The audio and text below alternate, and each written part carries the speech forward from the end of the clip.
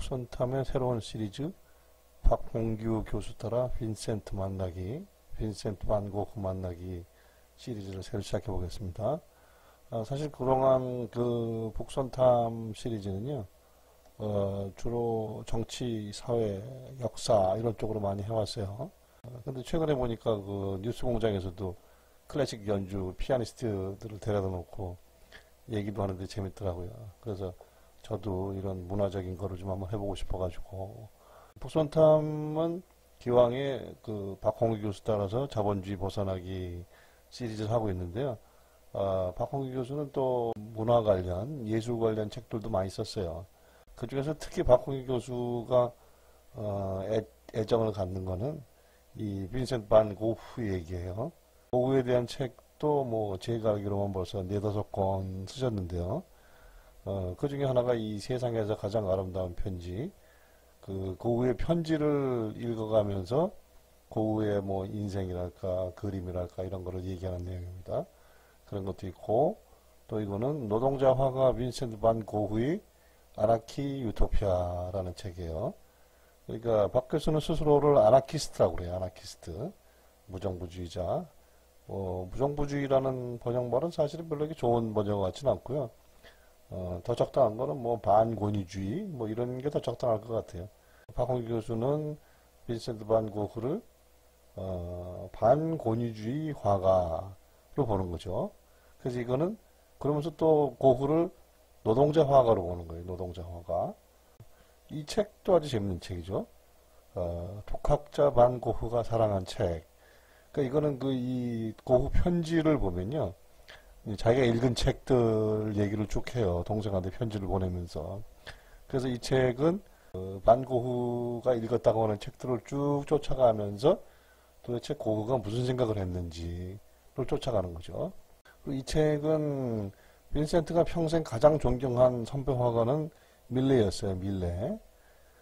그래서 이게 밀레의 그림이고, 이 그림을 고흐가 나름대로 자기가 모사하면서 쫓아 그리면서 또 자기 나름대로 색채 실험을 해요. 이렇게 색채가 확 다르잖아요. 그대로 쫓아가는 게 아니고. 그래서 이 밀레하고 빈센트 얘기를 해주는 책이에요.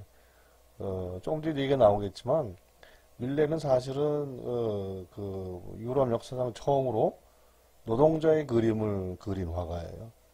그 이전에는 노동자는 그림의 대상이 아니었대요.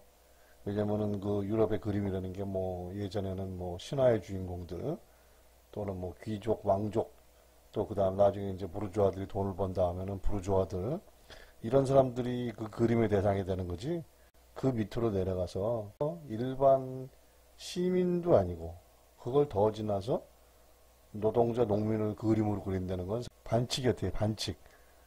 고흐가 아주 자랑스럽게 생각한 그림, 그 감자 먹는 사람들, 그거에 대해서 세자는, 폴 세자는 이런 미치광이 같은 그림이 어딨냐고 비꼬았다니까요. 그림으로 치지 않는 거죠.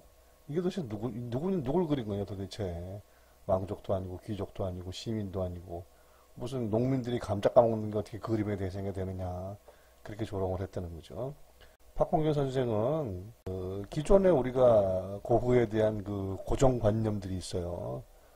그 고정관념들을 자기 나름의 그 토대를 대면서 그래서 깨줘요. 우리가 보통 흔히 아는 고흐는 굉장히 감정이 격하고 색깔도 원색을 많이 쓰고 또 정신병에 걸린 천재 화가다 이렇게 아는데, 뭐 이 중에는 맞는 부분도 있고 틀린 부분도 있어요.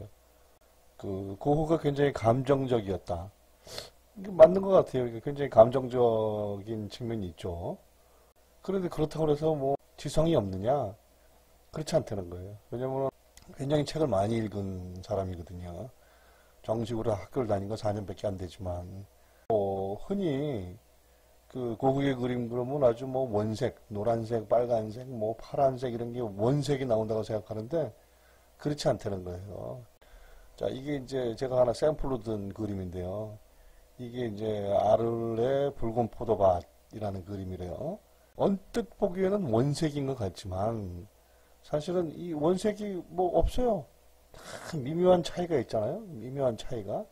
미묘한 차이의 색들을 고사하면서 또 이게 굉장히 대비를 이루죠. 보색으로. 보색으로서 대비를 이루기 때문에 느낌이 굉장히 강렬하죠. 그래서 이거를 그냥 언뜻 보기에는 원색을 막 구사한 화가다? 그렇지 않다는 거예요. 굉장히 그냥 세련되게, 굉장히 세련된 색을 썼다는 거예요. 그래서 저희가 그 그림의 감동을 받는 측면 하나도 바로 이 색깔에 있죠. 그 붓터치에 대한 얘기도 있어요. 저는 그 고흐 그림 보면은 왜 사이프러스 나무 이런 게 막 하늘로 막 미친 듯이 이렇게 올라가잖아요. 왜? 그거를 흔히 광기의 표현이라고도 해석을 해요. 이게 미친 사람이 그 사이프러스 나무를 봤기 때문에 이렇게 그린 거다고 해석을 하는데 박 교수는 그렇지 않다는 거예요. 왜냐? 그 증거를 대요. 그 증거가 뭐냐면 고흐가 정신이 멀쩡할 때 그린 그 해바라기 그림이 있어요. 근데 그거를 이제 이 아르 시대가 끝나고 생레미라는 데 있는 정신병원에 들어가요. 고흐가. 근데 생레미에서 옛날에 자기가 그린 그림을 복사, 모사를 하는데 그 사이프러스 나무가 막 휘돌아가는 거, 휘돌아서 하늘로 올라가는 거가 광기의 표현이다 그러면은 옛날에 멀쩡하게 그린 해바라기도 모사하는, 미쳐서 모사할 때는 막 휘돌아가야 돼요. 그죠? 근데 그렇지 않다는 거예요. 옛날에 멀쩡하게 그린 해바라기는 멀쩡하게 그린다는 거예요. 그래서 이제 박 교수의 해석은 그거죠. 그 미친 듯이 말려 올라가는, 하늘로 올라가는 그 고흐 특유의 그 모양새가 있는데요. 여기 이 그림에도 보면은 막 이렇게 막 이런 거 있잖아요. 이거는 고흐 특유의 감정 표현이지 이게 무슨 미쳐서 그런 게 아니라는 거예요. 여기 그런 얘기 나오잖아요. 미친 듯이 보이는 붓터치를 했지만 그거는 맨정신으로 한 거다. 미쳐서 한 게 아니다. 이런 해석을 하죠. 오늘은 고흐 시리즈 첫 번째로서요.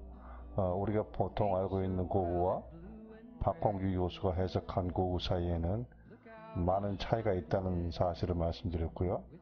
다음에는 고흐가 처음 그림을 그리기 시작하는 장소는 탄광에 들어가서인데 거기서도 마찬가지로 그는 광부들에게 엄청난 사랑을 주지만 결국은 뭐 항상 그렇듯이 결국 그 사람들한테 광부들한테 돌팔매질을 당하는 방식으로 쫓겨나요. 그 다음에는 그 얘기를 한번 해보겠습니다. 자, 그럼 오늘 이만 줄이겠습니다. 고맙습니다.